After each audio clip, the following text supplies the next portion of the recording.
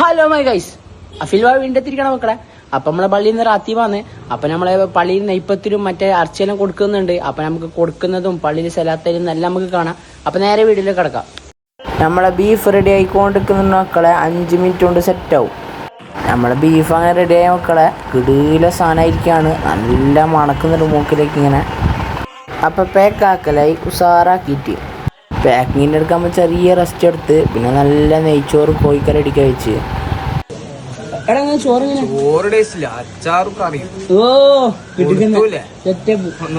എവിടെയോ എന്തോ ഒരു തകരാറ് പോലെ.